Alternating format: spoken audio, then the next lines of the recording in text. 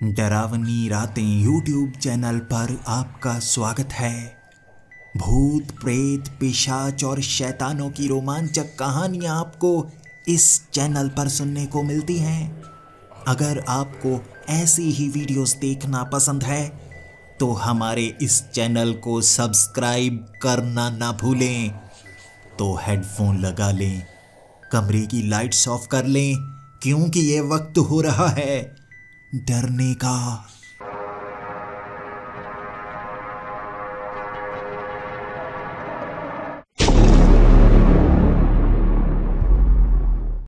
Hello दोस्तों, मेरा नाम वाणुजय है और मैं तमिलनाडु का रहने वाला हूँ। ये साल 1210 है और मैं यहाँ जंगलों में रहता हूँ, क्योंकि यहाँ के राजा का ये फरमान है कि जो भी गांव में रहेगा उसे टैक्स देना होगा और काम भी करना होगा। मुझे कभी भी काम करना पसंद रहा ही नहीं है। हमेशा से अपने पिता के साथ मैं काम किया करता था, लेकिन खेतों से निकलकर अपने दोस्तों के साथ खेलना ये मुझे सबसे अच्छा लगा करता था। हमारे खेत काफ़ी ज़्यादा बड़े हैं, वहाँ पर इतनी फसल, इतनी सब्जियाँ तो हो ही जाती हैं कि हम लंबे समय तक कुछ भी खरीदे ना तो भी काम चल जाता है। आखिर मुझे काम करने की ज़रूरत ही क्या थी। लेकिन तब तक, जब तक मेरे पिता जिंदा थे। जब मेरे पिता की मौत हुई, उसके बाद उन्हीं खेतों में काम करना मेरे लिए एक असंभव कार्य था। अपनी माँ के सामने नज़रें झुकाकर रखता और मेरी माँ को काम करना पड़ता।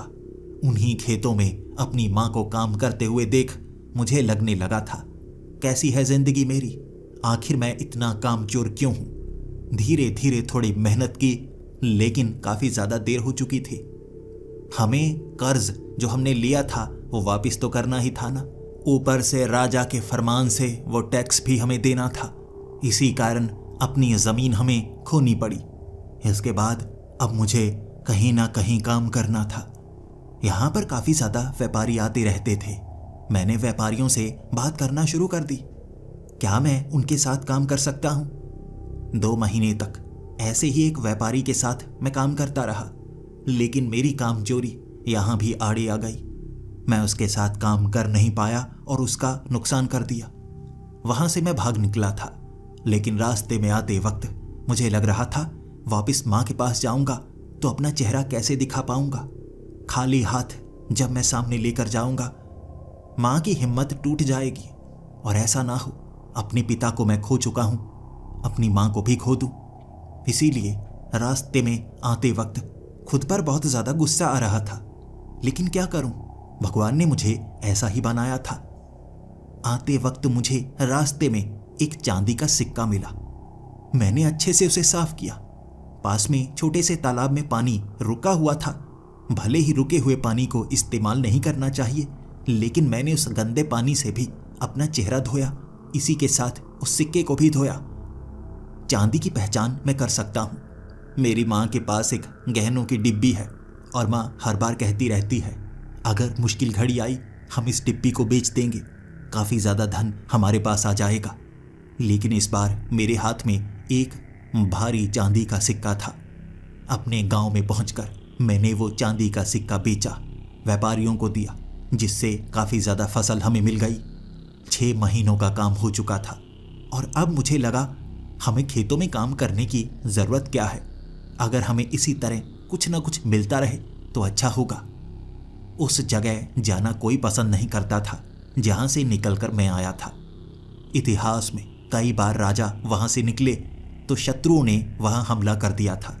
कई राजा वहाँ पर मारे गए थे, लेकिन किसी ने ये माना ही नहीं कि उन राजाओं के पास धन भी बहुत ज़्यादा हुआ करता था।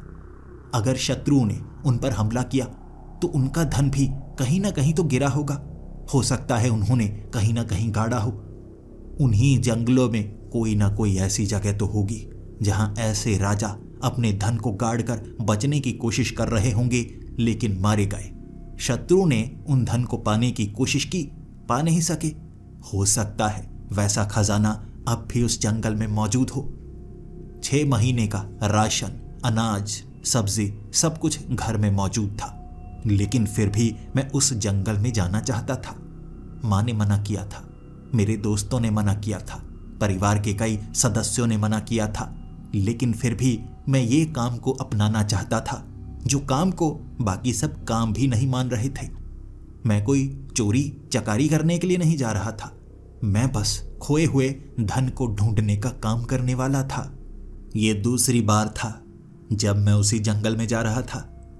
पहली बार भी मुझे बहुत ज्यादा डर लगा था, लेकिन दूसरी बार मेरी हिम्मत बढ़ने लगी थी।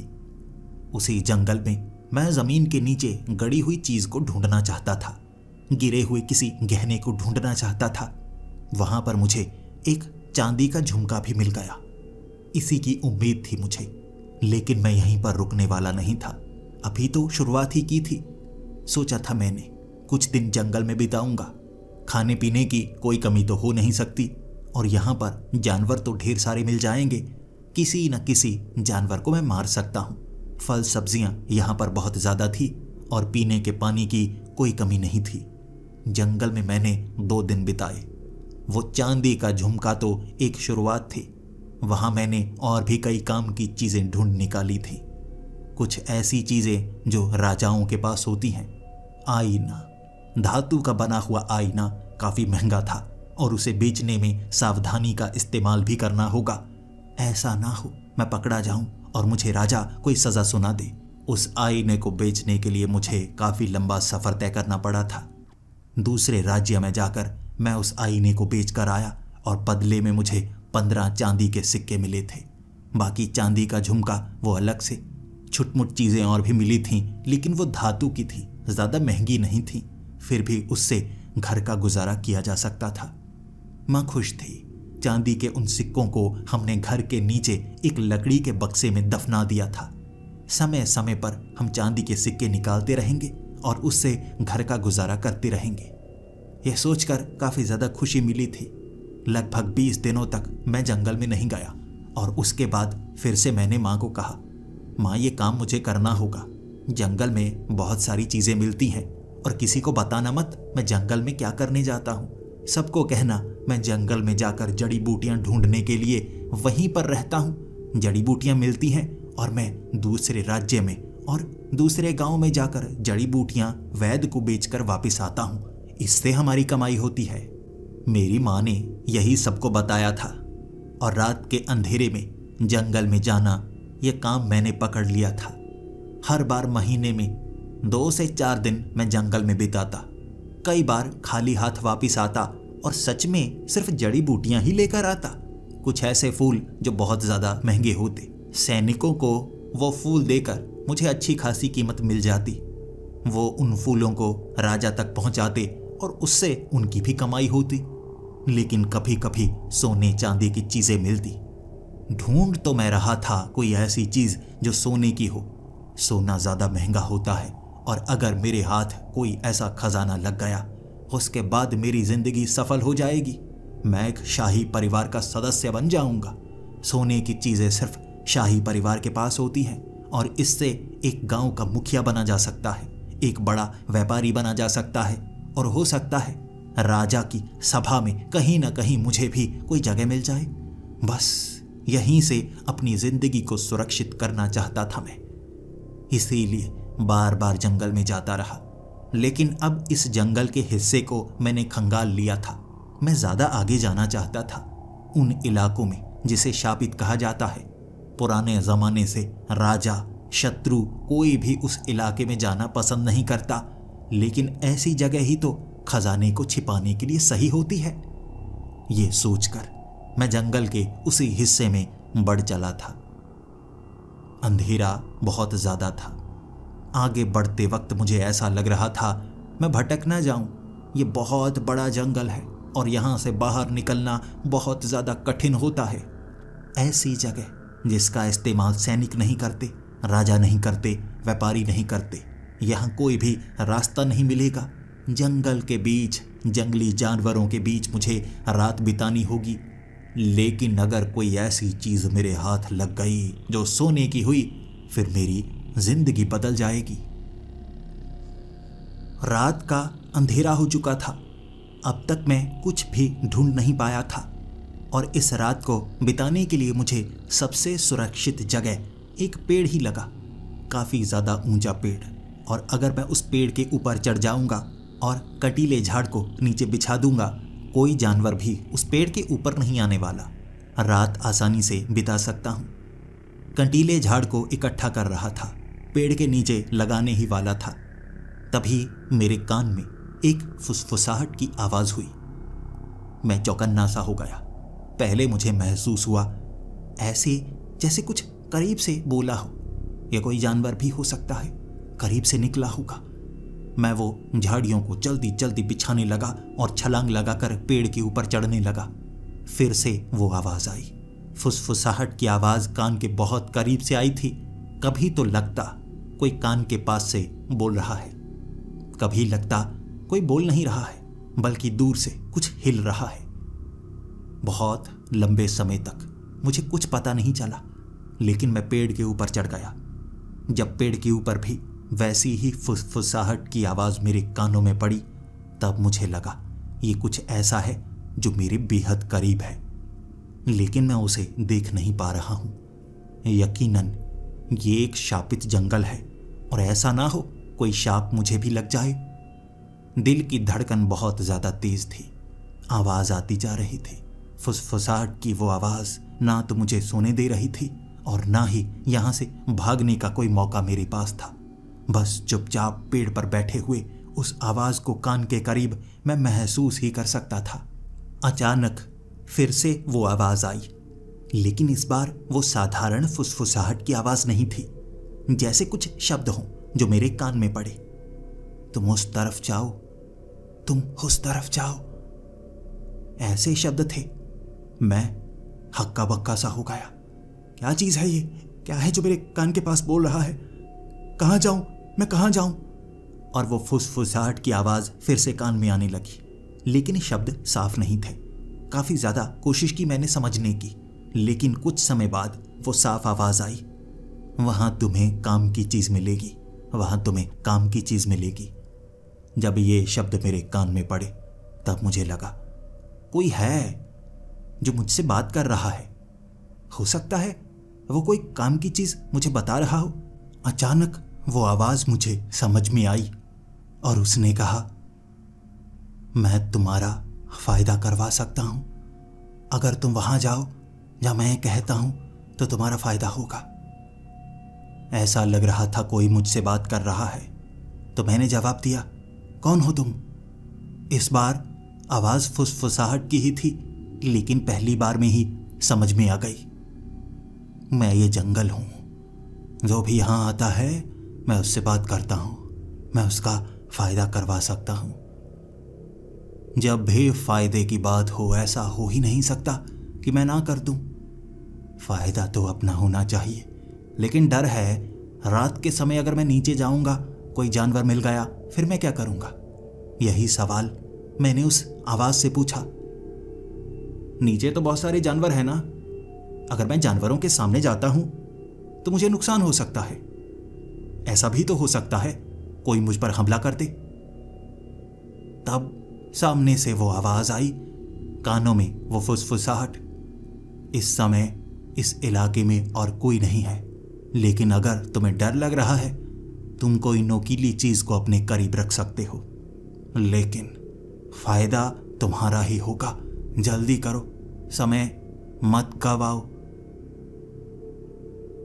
समय मत गवाओ। सुनकर मेरे कान खड़े हो गए और मैं घिसट कर उस पेड़ से नीचे आ चुका था। जैसे ही मैं नीचे आया, वो झाड़ियों को एक तरफ करके मैं आगे की तरफ भागने लगा। ऐसा मुझे वो आवाज़ कह रही थी, जल्दी जल्दी चलो, इस इलाके में कोई नहीं है, डरने की कोई बात नहीं है। कोई भी मुझे पागल कहता, मैं सिर्फ कानों की उस फुसफुसाहट पर भरोसा कर रहा था। जैसा वो आवाज़ मुझे कह रही थी, मैं वैसा कर रहा था। सच में वो आवाज़ इस जंगल की है जैसा उसने बताया, या कोई शाप है जो मुझसे बात कर रहा है? बिना सोचे बिना समझे मैं भागते भागते उस जगह पहुंचा। कई सारे पत्थर पड़े हुए थे। ऐसा लग रहा था जैसे पत्थरों से उस जगह को खास तौर पर चिन्हित किया गया हो। उन पत्थरों में सबसे चमकीला पत्थर उसके नीचे मुझे खुदाई करनी है, एक कीमती चीज तुम्हें मिलेगी, ये मेरे कानों में बताया जा रहा था। जल्दी से मैं चमकीला पत्थर ढूंढने लगा। तभी मुझे एक भेड़िए की आवाज सुनाई दी, भेड़िए के रोने की आवाज, और कानों में वो फुसफुसाहट ने मुझे जवाब दिया, डरो मत, भेड़िया काफी दूर है, वो इस तरफ नहीं आने वाले, तुम्हें जल्दी करनी होगी। मैंने चमकीला पत्थर ढूंढ लिया। चांद की रोशनी में चमकीला पत्थर ढूंढना ज्यादा मुश्किल नहीं थी, लेकिन उस पत्थर को हटाना सबसे बड़ी मुसीबत थी। वहां एक फट्टे को फंसाकर नीचे की तरफ दबाया मैंने और उस पत्थर को खिसकाकर पीछे की तरफ किया। ऐसा महसूस हुआ नीचे गली हुई लकड़ी दबाई गई है। उस लकड़ी को फाड़ने में थोड़ा समय लगा, लेकिन वो फुसफुसाहट मुझे बताई जा रही थी कि तुम जल्दी करो, तुम जल्दी करो, अभी कोई खतरा नहीं है, अभी कोई खतरा नहीं है। उस फट्टे को फाड़ा और नीचे से चमकती हुई चीज निकली। मैं खुश हो गया। वाह, चमकदार चीज, ऐसा लग रहा है ये सोने की चीज हो या चांदी की होगी। वाह। मैंने उससे सवाल किया था, क्या चीज है ये? क्या कोई सोने की चीज है या चांदी की चीज है? बताओ मुझे। लेकिन मुझे कोई जवाब नहीं मिला। ये जवाब मुझे खुद ही ढूंढना था। फट्टों को ये जवाब मुझे खुद ही ढूंढना था। मैंने उस लकड़ी को एक तरफ किया, थोड़ा साफ किया और हाथ में पकड़ी वो चीज। वो खोपड़ी थी, जैसे कोई कांच की बनी हुई खोपड़ी। उसे पकड़कर वो चमकदार लग रही, चांद की रोशनी जैसे उसमें थोड़ी सी समा रही हो, वो चमक रही हो। ऐसे जंगल में रात के वक्त, जिसे शापित कहा जाता है, हाथ में आपके ऐसी खोपड़ी हो, डर तो लगेगा। मुझे भी डर लगा। मुझे लगा ये कोई गड़बड़ है। मैंने उस खोपड़ी को वहीं पत्थर के ऊपर गिरा दिया। मुझे लगा था वो कांच की खोपड़ी है, लेकिन ऐसा नहीं था। वो कांच की खोपड़ी नहीं थी, वो टूटी नहीं। फुसफुसाहट की वो आवाज मेरे कान में आई, तुम पागल हो, उसे छोड़कर जा रहे हो, इतनी कीमती चीज है। मैंने मुड़कर उस खोपड़ी की तरफ देखा। सच में एक अलग ही आकर्षण था। वो किसी इंसान की खोपड़ी जैसी लग रही, लेकिन कांच की थी ना, असली थोड़े ना होगी। दोबारा मैंने उस खोपड़ी को उठाया। मैंने वो बक्से में और ढूंढने की कोशिश की। मिट्टी के सिवा मुझे कोई और चीज नहीं मिली, और ना ही कान में वो फुसफुसाहट दोबारा हुई। खोपड़ी मेरे हाथ में थी। मेरा निर्णय था, मैं उसे रखूं या छोड़ दूं। लेकिन फिर भी चमकदार खूबसूरत खोपड़ी छोड़ने का मन नहीं कर रहा था। इतनी मुसीबत को झेला है इसके लिए, और मुझे जल्दी से जल्दी यहां से निकलना चाहिए। वो पेड़ करीब ही होगा, वहां मैंने झाड़ियां बिछाई हुई हैं, बस एक बार वहां पर पहुंच जाऊं। वो भेड़ियों की आवाज बहुत करीब से आई थी और मैंने भागना शुरू कर दिया। भागते भागते मैं उसी पेड़ के करीब आया, झाड़ियों के बीच से निकला और झाड़ियों को अच्छे से बिछा दिया। फिर मैं चढ़ा पेड़ के ऊपर। उसी डाल पर पहुंचकर मुझे सांस अच्छे से आई। उससे पहले तो मुझे लग रहा था मुझे कोई ना कोई पकड़ लेगा और मार डालेगा। वो रात मेरी वहीं पर गुजरी थी। उस खोपड़ी को बार बार मैं देखता रहा। एक अजीब सा आकर्षण था उसमें। जो भी उसे देखता नजरें नहीं हटती, मेरा ये भरोसा था। और मैंने उस जंगल में और कुछ ढूंढने के बारे में नहीं सोचा। मैं इस खोपड़ी को लेकर जाऊंगा, बेचने की कोशिश करूंगा। जब मैं उस जंगल से वापस जा रहा था, मुझे दूर फुसफुसाहट की आवाज सुनाई तो दे रही, लेकिन समझ में कुछ नहीं आया। और उस शापित जंगल को पार करने के बाद मुझे कोई आवाज सुनाई नहीं दी। वापस मैं घर आ चुका था। माँ खुश थी। माँ हर बार डरा करती थी कि मैं अकेला जा रहा हूं, कहीं किसी मुसीबत का सामना ना करना पड़ जाए। लेकिन मैं माँ को कहता, माँ डरो मत, अगर किसी को अमीर बनना है, शाही घराने से रिश्ते रखने हैं, तो हमें ऐसे धन कमाना होगा जो काम कोई और नहीं करता, वो काम मुझे करना होगा। लेकिन मेरी माँ जानना चाहती थी मैं लेकर क्या आया हूं। मैं अब उस खोपड़ी से इतना ज्यादा आकर्षित हो चुका था कि उस खोपड़ी को माँ को दिखाना नहीं चाहता था। हमारी ये छोटी सी झोंपड़ी, और यहां दूसरे हिस्से में पहुंचकर मैंने उस खोपड़ी को मिट्टी के नीचे दबा दिया अपनी खटिया के बिल्कुल नीचे। मैं अब उस खोपड़ी को किसी और को देना नहीं चाहता था। रात का वक्त हुआ। खाना खाने के बाद कमरे को मैंने बंद कर दिया था। लालटेन भी मध्यम सी की हुई थी, मशाल भी कम जलाई हुई थी। मैंने उस खोपड़ी को बाहर निकाला। एक अजीब सी शक्ति थी उस खोपड़ी में। जैसे ही रोशनी उस पर पड़ती वो चमकने लगती। मशाल की रोशनी पीली पीली सी होती है, लेकिन उस खोपड़ी से नीली नीली सी रोशनी निकल रही। ऐसा लग रहा था उसके अंदर कोई ऐसी ताकत है जो घर को रोशन कर रही है। यकीनन ये काफी कीमती होगी, लेकिन अब तो मन भी नहीं कर रहा है उसे बेचने का। नहीं, बेचूंगा नहीं, इसे अपने पास रखूंगा। वो रात भी मैं सो नहीं पाया। निहारता रहा, मैं बस उसे निहारता रहा।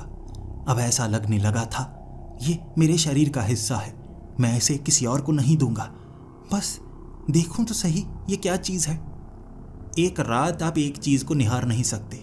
मैंने निहारा था, पूरी रात देखता रहा।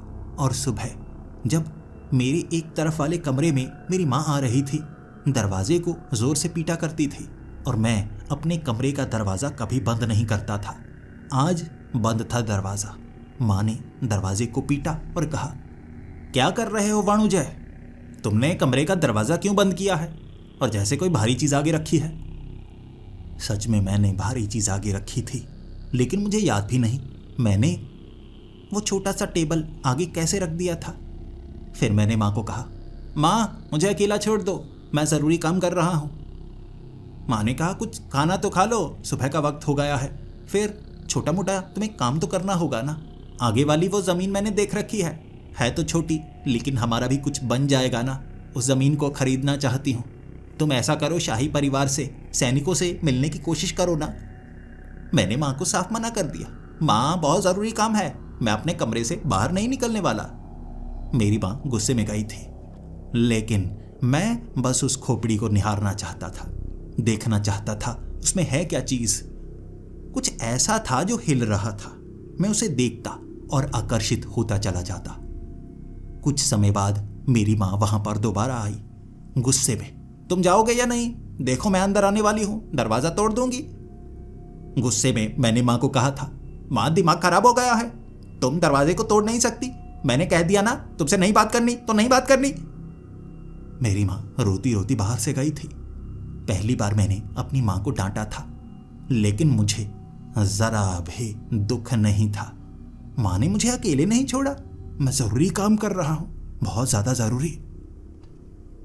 फिर मैं दोपहर को बाहर निकला, खाना खाया, माँ से माफी मांगी और कमरे के अंदर। रात को बाहर निकला, खाना खाया, माँ से माफी मांगी, कमरे के अंदर। अब मैं ज्यादातर कमरे के अंदर रहता, बाहर सिर्फ खाना खाता। 3-4 दिन बाद रिश्तेदार आए और मेरा उनसे झगड़ा हो गया। वो मेरे कमरे को देखना चाहते थे, नई चीज देखना चाहते थे जो मैंने कमरे में रखी हो, जानना चाहते थे, और मुझे गुस्सा आने लगा था। मैं चिड़चिड़ा सा हो गया था। ऐसा लगता जैसे हर कोई मुझे दबाना चाहता है। मैं तो काफी ताकतवर हूं ना। मुझे मेरा शरीर बलिष्ठ लगता था। अपने आप मेरी मांसपेशियां तगड़ी होती जा रही थी। यह शायद उस खोपड़ी का असर था। भरोसा होने लगा था मुझे, भरोसा कि इस खोपड़ी में कोई ना कोई ऐसी ताकत है जो मुझे मजबूत बना रही है। धीरे धीरे वो खोपड़ी की आदत मुझे पड़ गई। मैं एक झोले में उस खोपड़ी को अपने शरीर के करीब रखता। ऐसा महसूस होता मुझे जैसे वो मेरे शरीर का हिस्सा है। वो कांच की कोई खोपड़ी नहीं है, वो मेरे शरीर का हिस्सा है जो मुझे सोच देती है, जो मुझे समझाती है, जो मुझसे बात करती है। मुझे उस खोपड़ी से बात करना पसंद था। भले ही उससे कोई आवाज़ नहीं आती थी, लेकिन जब मैं कोई सवाल पूछता, जैसे मेरे मन में अपने आप जवाब आ जाता, जैसे कोई ताकत मेरे मन में घुसकर मुझे जवाब दे दिया करती, और मुझे लगता था मैं तो कुछ भी कर सकता हूं। धीरे धीरे मुझे अपने स्वभाव को बदलता हुआ महसूस होना शुरू हो गया। मुझे खुद से थोड़ा थोड़ा डर लगने लगा। जब मुझे गुस्सा आता, सामने वाले पर मैं वार करता। अगर ऐसा राजसेवकों और सैनिकों को पता चल जाए तो हो सकता है मुझे सजा हो जाए। इसीलिए खुद से डर लगने लगा था, जैसे कोई मुझ पर हावी हो रहा था। उसके बाद मैं उस खोपड़ी को हमेशा सामने वाले उस लकड़ी के बक्से के ऊपर रखता। एक रात वो खोपड़ी मेरे पलंग के बिल्कुल पीछे आ गई। आधी रात को जब मैं उठा, थोड़ी थोड़ी रोशनी थी, एक दिया जल रहा था। खोपड़ी को देखते ही मैं डर गया। मैं सोचने लगा, दरवाजा बंद है, खिड़की बंद है, ये खोपड़ी यहां पर कैसे आई? क्या अपने आप ये खोपड़ी हिलकर यहां पर आई है? मैं उस खोपड़ी को दोबारा वहीं पर रखना चाहता था, उस बक्से के ऊपर। और अब मैं ये भी जान गया था, ये खोपड़ी शक्तिशाली है, कुछ है इसमें जो मुझ पर हावी हो रहा है। अब मुझे इसका कुछ करना होगा। लेकिन जैसे ही मैंने उस खोपड़ी को छुआ था, बस एक उंगली, एक अंगूठा लगाया उसे उठाने के लिए, उसमें से एक चमक निकली, पूरा कमरा चमक गया और फिर पूरी तरह से अंधेरा। फिर से वो दिया जो बुझ गया था दोबारा जलने लगा। लेकिन यह कमरा बदल गया था। मिट्टी की पुताई से बनाया गया ये कमरा, पत्थरों को बीच में फंसाया, लकड़ी की छत थी, लेकिन सब कुछ नया था। अभी अभी तो पुताई की थी, लेकिन ये कमरा बहुत गंदा, पुराना। इसमें बहुत सारे पत्ते, कई सारे कीड़े, दीवारों पर चढ़ी हुई पौधों की बेलें। ये क्या? ये मेरा ही कमरा है, चीजें तो मेरी लग रही हैं, लेकिन सब कुछ काला काला कैसे हो गया है? मैं डरने लगा। दरवाजा बड़ी मुश्किल से खुला था। वो दरवाजा घुन ने जैसे खा लिया हो, लेकिन फिर भी कुछ हिस्सा उसका बाकी था। दरवाजा खोलकर मैंने मां को आवाज लगाई, लेकिन वो आवाज के बाद जब मैंने अपने घर को देखा, सब कुछ बदला हुआ। ऐसा लग रहा था जैसे कई सालों से ये घर बंद पड़ा हो और बहुत बुरा हाल था। दरवाजा खोलकर घर के बाहर गया। दूर दूर तक अंधेरा, आसमान से एक पूरे चांद की रोशनी, लेकिन ये पूर्णिमा की रात तो थी ही नहीं। हर तरफ घर पुराना, टूटा हुआ और पेड़ों से घिरा हुआ, जंगल में बना हुआ गांव लग रहा था, लेकिन बेहद डरावना। क्या हो गया ये? हमारे गांव को क्या हो गया? आवाज लगाई मैंने, लेकिन कोई आवाज सुनने वाला नहीं था। दूर दूर तक आवाज लगाता रहा, लेकिन एक आदमी बहुत दूर वो कुएं के पास पेड़ के नीचे बैठा हुआ मुझे दिखा। भागता हुआ मैं उसके पास गया। मैं पूछना चाहता था, आखिर यहां हुआ क्या है? ये क्या सब कुछ बदल कैसे गया है? मैं उस आदमी के पास पहुंच चुका था और फिर उस आदमी से मैंने सवाल किया, भाई साहब देखिए, ये इस गांव को क्या हो गया? मुझे कुछ समझ में नहीं आ रहा। उस आदमी ने ऊपर की तरफ मुंह किया था। उसकी आंखें पूरी तरह से नीली थीं। ऐसा लग रहा था जैसे आंखों को कोई बीमारी हो, लेकिन उसकी चमड़ी भी सांप की तरह थी, बिल्कुल चमकदार, और उसके कपड़े जैसे राख के बने हों। जब वो उठकर खड़ा हुआ था और आंख झड़ती गई और कपड़ों के आकार बनते गए, फिर मेरी आंखों में आंखें डालकर उसने कहा था, तुम तो जिंदा लगते हो, तुम जिंदा लगते हो, यानी तुम अभी अभी यहां आए हो और तुमने भी वही गलती की है। उसकी इसी बात से बस मैं डर गया। आगे वो कुछ कहना चाहता था, लेकिन मैंने सुना नहीं और मैं भागा अपने घर की तरफ। मुझे लगा ये भयानक रात है और शायद ये एक सपने की तरह है। हो सकता है ये सिर्फ एक सपना ही हो, लेकिन सपने में आपको ये पता नहीं होता कि आप सपने में हैं। यहां तो सब कुछ असली असली सा लग रहा। खुद को मैंने घर के अंदर बंद कर लिया था। पूरे घर में रोशनी थी। वो रोशनी निकल रही थी उस खोपड़ी से, नीली नीली सी वो रोशनी। उसकी आंखें भी बिल्कुल वैसी ही नीली नीली सी थी। उसके बाद घर के दरवाजे पर कोई खटखटाने लगा। धीरे धीरे वो खटखटाने की आवाज बहुत ज्यादा तेज होती जा रही थी। फिर खिड़कियों पर भी एक आवाज हुई। खिड़कियां भी खटखटा रहे थे कुछ लोग। भीड़ थी, भीड़। एक खिड़की से मैं बाहर झांक रहा। खिड़की काफी छोटी बनाई थी, कोई उस खिड़की से अंदर नहीं आ सकता था। ईंटें और पत्थर जोड़कर, मिट्टी की पुताई करके हमने ये घर बनाया था। छत भले ही कमजोर थी, लेकिन अगर इतनी ज्यादा भीड़ बाहर हो और वो अंदर आना चाहती हो तो उन्हें रोका नहीं जा सकता था। खिड़की से अंदर झांकता हुआ वो आदमी, उसकी आंखें नीली थीं, लेकिन उसकी जो चमड़ी थी बालों से भरी हुई, बेहद भयानक। चीखता चीखता वो कह रहा था, तुम अब जिंदा नहीं रह सकते। यहां जिंदा मांस बड़ी मुश्किल से मिलता है, पकड़ो इसे, पकड़ो इसे।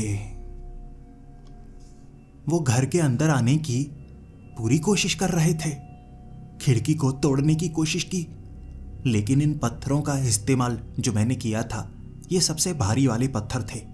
इतनी आसानी से इन पत्थरों को हटाया नहीं जा सकता था। लेकिन पूरी की पूरी भीड़ दरवाजे पर आ गई और फिर दरवाजे को वो इतनी जोर से धक्का देने लगे कि दरवाजा टूटने की कगार पर था। और उसके बाद पता नहीं वो कौन था जिसने छत पर आग लगाई थी। ऊपर रखे हुए वो सूखे पत्ते और सूखी लकड़ियां आसानी से आग पकड़ सकती थी और आग धीरे धीरे बढ़ने लगी। घर के अंदर ज्यादातर सामान लकड़ी और मिट्टी का था, इसीलिए आग से बचना बहुत ज्यादा मुश्किल था। मुझे घर से बाहर निकलना था, लेकिन खाली हाथ नहीं। एक तरफ नजर आ रही वो खोपड़ी, इस खोपड़ी से ही मैं यहां तक पहुंचा हूं। यकीनन यहां से बाहर निकलने का रास्ता भी इस खोपड़ी से ही होगा। मैंने वो कांच की खोपड़ी एक कपड़े में लपेटी और उसे अपनी बगल से लपेट लिया, गांठ बांधकर एक लकड़ी के सहारे छत के वो लकड़ी के हिस्सों को तोड़ते हुए, पत्तों को एक तरफ फेंकते हुए मैं छत पर था। सभी दरवाजे पर थे और दरवाजा उन्होंने तोड़ दिया होगा, लेकिन मैं घर के पीछे से छलांग लगाकर वहां से भागा। पीछे से आ रही वो आवाजें मुझे साफ सुनाई दे रही थी। वो पागल जैसे थे, दीवार पर सर मार रहे, चीखें मार रहे। ऐसा लग रहा था जैसे कबीले के लोग पागलों की तरह मेरा पीछा कर रहे हों। हर एक की आंखें लाल थीं, कोई भी मुझे जिंदा नहीं लगा। डर कर मैं एक घर के पीछे जाकर छिप गया था, लेकिन ये कुछ ही समय हुआ, उन्होंने मुझे ढूंढ लिया। मैं भागा जा रहा जंगल की ओर। वहां से गांव के करीब फिर से छिप गया। यह मेरी चालाकी थी, भीड़ को जंगल में भगाने की, लेकिन किसी तरह चालाकी से मैं अपने घर के आसपास था। अपने गांव के लोगों के सिवा मुझे ज्यादा कोई नहीं जानता था। मैं किसी पर भरोसा भी नहीं कर सकता था। मैं जाता तो जाता कहां? अपने जले हुए घर के अंदर मैं झांक रहा था। मैं अब कर क्या सकता था? लेकिन वही आदमी जो सबसे पहले मुझे पेड़ के नीचे मिला था, नीली आंखों वाला, मेरे घर के बाहर था। अंदर की तरफ झांकता हुआ कहने लगा, मैंने तुम्हें अंदर आते हुए देखा है। देखो, मुझसे बात करो। अगर जिंदा रहना चाहते हो मुझसे बात करो। अगर मुझसे भी डर कर भागोगे तो तुम्हारी मदद कोई नहीं कर पाएगा। मैं पूरी तरह से टूट चुका था। मुझे लग रहा था मुर्दे मुझे मार डालेंगे, लेकिन एक इंसान पर थोड़ा सा भरोसा हुआ। वहीं से आवाज लगाकर मैंने कहा, तुम मुझे मारोगे तो नहीं? सभी मुझे मारने को आ रहे हैं। उसने कहा, नहीं, तुम्हारे पास समय कम है। तुम जितना इंतजार करते जाओगे समय बीतता जाएगा। चांद नीचे जा चुका है, सूरज नहीं निकलेगा, लेकिन चांद दूसरी तरफ से फिर से निकलेगा। यहां दिन नहीं होता, घुप अंधेरा और चांदनी होती है। दोबारा जब चांद निकलेगा, उससे पहले पहले जहां से इस खोपड़ी को लेकर आए हो वहीं रखाओ, वरना तुम यहीं रह जाओगे। मैं उस घर से बाहर निकलकर अब उससे बात करना चाहता था, लेकिन वो भी डरा हुआ था। वो भी उनसे डरता था जो मुझे मारने को आ रहे। मैंने पूछा, तुम यहां कैसे बचे हुए हो?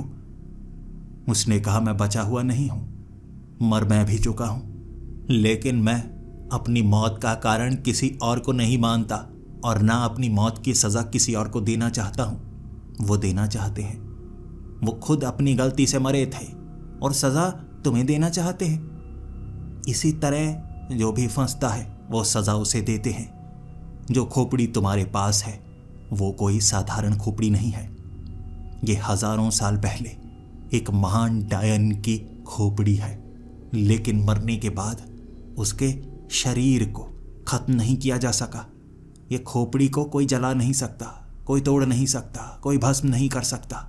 इसे सिर्फ दफनाया गया और एक शाप के साथ जो भी इस खोपड़ी को निकालेगा, ये खोपड़ी की ताकत उसे मिलती जाएगी, लेकिन उसकी एक गलती उसे इस दुनिया में ले आएगी। उसके पास सिर्फ एक दिन होगा, यहाँ का एक दिन। उसके बाद तुम भी यहीं का हिस्सा बनकर रह जाओगे। इससे पहले कि देर हो जाए, तुम इस खोपड़ी को वहीं रख कर आ जाओ, जल्दी करो। मैं उसकी बात पर यकीन करना चाहता था, लेकिन सच में जैसे जैसे चांद नीचे की तरफ जाता गया, वहां घुप अंधेरा होता गया। मेरे पास समय कम था। मुझे ढूंढनी थी वही जगह, वो पत्थरों वाली। वहीं खोपड़ी को दफनाना होगा और शायद फिर मैं बच पाऊं। जैसे ही मैं जंगल की तरफ बढ़ने लगा, उस आदमी ने कहा, ध्यान रखना, वो रोकने की कोशिश करेंगे, मारने की कोशिश करेंगे। खुद को बचाना तुम्हारा धर्म होना चाहिए, बस रुकना मत, रुकना मत। मैं भागने लगा। वहां से एक लकड़ी ली थी मैंने, घर की लगी उस आग से मैंने उस मशाल को बनाया था। उसे लेकर रोशनी कर रहा। डर तो यही था ना, चारों तरफ घुप अंधेरा था। रोशनी सिर्फ उस मशाल से निकल रही थी जो हर किसी को आकर्षित करेगी। दूर दूर से आ रही वो आवाजें मेरे लिए ही थी। मुझे ढूंढ रहे थे, मुझे मारना चाहते थे। समय समय पर ये खोपड़ी जो भी निकालता है वो यहीं फंस जाता है। ये वही है और सजा मुझे देना चाहते हैं। कोई ऐसा जो यहाँ नया आया है, बच सकता है, लेकिन वो बचने नहीं देंगे। अपने साथ मुझे भी यहीं कैद करने की कोशिश करेंगे। मैं उस जंगल में जैसे जैसे आगे बढ़ता गया, भीड़ मुझे घेरने की कोशिश कर रही, लेकिन उस लकड़ी का सहारा लेकर मैं भागता जा रहा। अब उनकी कमजोरी भी पता लगी। क्यों उन्होंने मेरे घर को आग लगाई थी? वो आग से डरते थे। मेरी मशाल ने उन लोगों को मुझसे दूर रखा और ये मेरी मदद कर रही थी। जंगल आग से घिर जाता तो मुझे कोई नुकसान नहीं होता। ये मेरी दुनिया नहीं थी। मैंने जंगल को आग लगानी शुरू कर दी। जैसे जैसे मैं आगे बढ़ता, पत्तियों को आग लगाता चला जाता, मशाल बदलता, नई लकड़ी की मशाल बनाता और आगे लकड़ियों को भी जलाता चला जाता। धीरे धीरे उस भीड़ में कई लोगों को आग लगने लगी, लेकिन वहां इतने ही लोग नहीं थे। ढेर सारे और लोग, कुछ सैनिकों के कपड़े में थे तो कुछ व्यापारियों के कपड़े में। जितने भी लोग थे उन्हें देखकर इतना पता लग पा रहा, इस जंगल में गायब हुए लोग शायद यहां पहुंचे। ये खोपड़ी सबको मिली होगी, जैसे मेरे दिमाग को खराब किया था। मैं धीरे धीरे गुस्सैल होने लगा था, इससे आकर्षित होने लगा था। सब हुए होंगे, लेकिन मुझे सांस चढ़ने लगी थी। मैं भाग रहा। जितनी जोर से मैं भाग सकता था मैं भाग रहा। मुझे अपनी जान बचानी थी और वो सब लोग मेरे पीछे ही थे। मैं पूरा जोर लगाकर भाग रहा। कई बार मुझे उस भीड़ से बचने के लिए पेड़ पर चढ़ना पड़ता। सांस चढ़ी होती और पेड़ पर चढ़ते चढ़ते ऐसा लगता मेरा दम घुट जाएगा। लेकिन जब मौत नजर आ रही हो, आप हर मुश्किल से लड़ने लगते हैं। आखिरकार मैं उसी जगह पर पहुंच गया। वहां मैंने देखा मिट्टी वैसी की वैसी ही थी। ऊपर रखे हुए पत्थर भी बिल्कुल वैसे ही। चमकदार पत्थर को ढूंढने में मुझे समय लग रहा था। मुझे डर इस चीज का था, कोई आकर मुझे पकड़ ना ले। यहां से दूर भागूंगा तो भागूंगा कहां? आग लगाने के लिए आसपास कोई लकड़ी तक नहीं है। पत्थर ही पत्थर मौजूद है यहां पर। मुझे वो चमकदार पत्थर मिल गया। धक्का देकर उसे दूसरी तरफ उड़ेलना बहुत मुश्किल भरा था, लेकिन जान बचाने के लिए मैं वैसा करने को तैयार था। जैसे ही मैंने उस पत्थर को दूसरी तरफ गिरा दिया, नीचे उस मिट्टी को मैं हटाने लगा था। वो लकड़ी का बक्सा मुझे मिल नहीं रहा था, काफी नीचे था। उसे खोदने में काफी समय लगा। मैंने बड़ा सा खड्डा बनाया और किस्मत देखिए, मैंने मशाल को बुझा दिया था तो कोई मेरे करीब भी नहीं आ रहा और मिट्टी को हटाने में ज्यादा आवाज नहीं होती। इसीलिए बड़े आराम से मैं ये काम करता रहा। आसपास बहुत जगह मैंने आग लगाई हुई थी। मैंने कई बार देखा कुछ लोग मुझे ढूंढते हुए वहां आए, लेकिन आग तो हर तरफ थी, तो भटक कर दूसरी तरफ चले गए। जिस जगह पर मैं था वहां गुप्त अंधेरा था। दूर लगी आग से थोड़ी थोड़ी रोशनी आ रही, जिससे मैं देख पा रहा। गहरा खड्डा खोदता जा रहा, बक्से का नीचे वाला वो हिस्सा। मैं वहां पर पहुंच गया। अब उस खोपड़ी को वहां रखने का समय था। जल्द से जल्द मुझे ये काम करना था। समय बहुत ज्यादा बीत चुका था।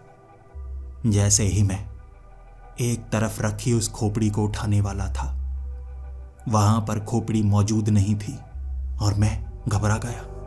एक तरफ खड़ी एक लड़की को देखा मैंने। ये लड़की वही थी जो हमारे घर के साथ वाले उस छोटे से घर में रहती थी। कभी कभी हमारे घर आ जाया करती थी। खिड़की से निकलकर, छोटी सी जगह से निकलकर मैं इसे डांटा करता था, लेकिन उसे हमारा खाना पसंद था।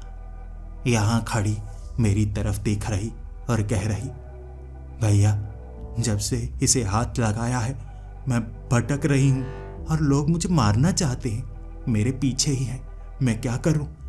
ये खोपड़ी मुझे लगता है घर में रखनी होगी। मैंने हाथ लगाया था ना आपके घर में, और मुझे किसी ने कहा है इस खोपड़ी को अगर मैं आपके घर में रख दूंगी तो मैं बच जाऊंगी। मैंने उस लड़की की आंखें देखी थी। उसकी आंखें बिल्कुल साधारण थी। मैंने उसे कहा, ये खोपड़ी मुझे दे दो, इस खोपड़ी को यहां दफनाना होगा। देखो मेरे पास ज्यादा समय नहीं है। वो डरने लगी। वो कहने लगी, मुझे आपसे डर लग रहा है। यहां सब अपने जैसे लगते हैं, लेकिन कोई भी मुझे बचाना नहीं चाहता, मुझे मारना चाहता है। मैं ये खोपड़ी घर में रखूंगी, फिर आजाद हो जाऊंगी। ये डरावना सपना टूट जाएगा मेरा। वो पीछे हटने लगी। मैं उसके करीब जाने लगा। मैं उसे डराना नहीं चाहता था। चाहता तो झपट्टा मारकर खोपड़ी छीन सकता था, लेकिन उस बच्ची को भी मुश्किल मेरी वजह से ही हुई होगी ना। मैं डराना नहीं चाहता था। धीरे धीरे मैं आगे बढ़ रहा और उसके कदम पीछे की तरफ जा रहे। फिर मुझे लगा खोपड़ी को छीनना होगा, लेकिन मेरी सोच से पहले वो भागने लगी। उसकी भागने की रफ्तार बहुत कम थी। मैं पकड़ सकता था पीछे से। मैंने एक बार झपट्टा मारा। उसे पकड़ तो नहीं पाया, लेकिन धक्का दे दिया। आगे वो गिरी। जहां खड्डा था वहां एक तालाब था। तालाब के बीच में वो गिर चुकी थी। एक तरफ खोपड़ी पड़ी थी, दूसरी तरफ वो पानी के बीच हाथ मार रही, पानी में डूब रही थी। मैं ये करना नहीं चाहता था। मैं बस गिराकर खोपड़ी लेना चाहता था। जब खोपड़ी दफना दूंगा वो भी बच जाएगी, मैं भी बच जाऊंगा। लेकिन अब लग रहा था वो पानी में डूब जाएगी। खोपड़ी मैंने वहीं पर रखी हुई। मैंने पानी में छलांग लगा दी। उसे तैरना नहीं आता था, वो डूब रही थी।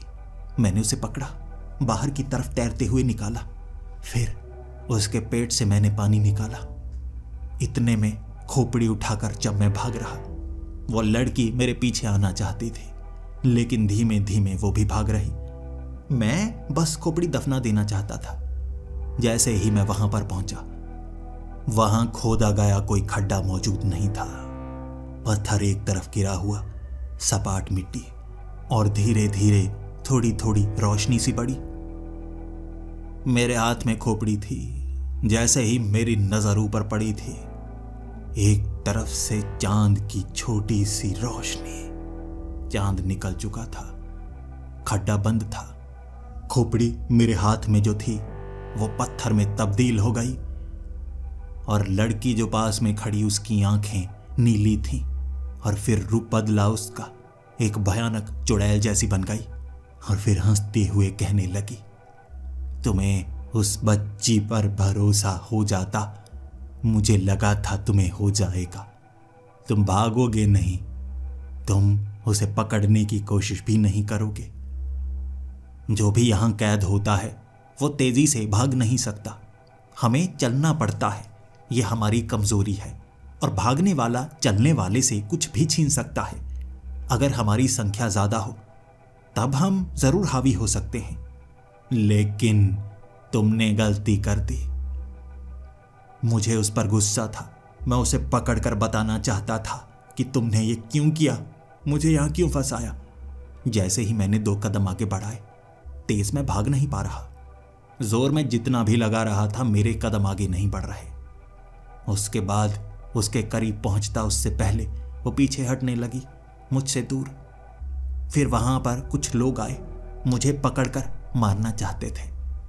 उन्होंने मुझे काटा, मुझे छीला, पत्थरों से मारा, लेकिन मुझे दर्द नहीं हो रहा था। मैं शिथिल शरीर की तरह शून्य महसूस कर रहा, लेकिन मर भी नहीं रहा। ऐसा लग रहा था जैसे वो शाप असर कर गया हो मुझ पर। मायूस वहां से चला था अपने गांव की तरफ। चांद बिल्कुल सर के ऊपर था। वहां एक तालाब, भले ही गंदे पानी का तालाब था, लेकिन उसमें अपना चेहरा और अपनी चमकती हुई आंखें मुझे नजर आ गईं। मेरी आंखें नीले रंग की हो गई थीं। और फिर मैं रोता रोता उसी जगह पर अपने जले हुए घर को हमेशा देखता रहता हूं। वो जलता ही रहता है, जलता ही रहता है। उसकी आग नहीं बुझती। कई दिनों तक, कई हफ्तों तक रोने की कोशिश की, लेकिन आंसू नहीं आते। मारने की कोशिश की, मैं मार नहीं पाता खुद को। वही पेड़ के नीचे उसी आदमी से मैं बात कर रहा था। अब मैं क्या करूं? उसने कहा, जैसे मैंने 150 सालों से कोशिश की यहां से निकलने की, मैं निकल नहीं पाया। कोई निकल नहीं पाता। और डायन की खोपड़ी एक शापित खोपड़ी है। डायन की इस दुनिया में हमें कैद कर देती है। हम निकल नहीं पाते, बच नहीं पाते, लेकिन हमें छवियां नजर आती हैं। जब भी कोई जिंदा इंसान उस खोपड़ी के करीब आएगा, अगर तुम वहां हुए, तुम्हें वो धुंधला धुंधला सा नजर आएगा। तुम उससे बात करने की कोशिश करना, लेकिन कर नहीं पाओगे। लेकिन जब तुम कोई बात ऐसी कहोगे जिससे वो खोपड़ी को ढूंढ पाए, वो आवाज साफ सुन पाएगा। वरना फुसफुसाहट की वो आवाज, बस यही उसे आती रहेगी। डर कर भाग गया तो बच जाएगा, खोपड़ी को ढूंढ लिया तो फंस जाएगा। तुम्हारी तरह समय उसके पास भी होगा, बचने की कोशिश वो भी करेगा। ऐसे ही मैं कैद हूं यहां पर। अब भी सोचता हूं कोई रास्ता तो होगा, लेकिन मुझे लगता है मैं मर चुका हूं, बच नहीं सकता। लेकिन क्या मैं किसी और को वो गलती करने से रोक सकता हूं? ऐसा नहीं है कि वो खोपड़ी अब वहीं पर मौजूद है। समय समय पर उसकी जगह बदलती रहती है। कोशिश मैं करता हूं, लेकिन सामने वाले को फुसफुसाहट की आवाज सुनाई देती है। अब भी वो खोपड़ी एक ऐसी जगह पर है जहां कोई उसके बेहद करीब है, जमीन में ही नहीं, कहीं और अगर मैंने उसे बताया तो हो सकता है वो उसे ढूंढने की कोशिश करे। अगर आप मेरी बात समझ पा रहे हैं, आपके नीचे है वो खोपड़ी, लेकिन उसे आप मेरी बात समझ नहीं पाएंगे। कोशिश करना चाहते हैं तो करके देखिए।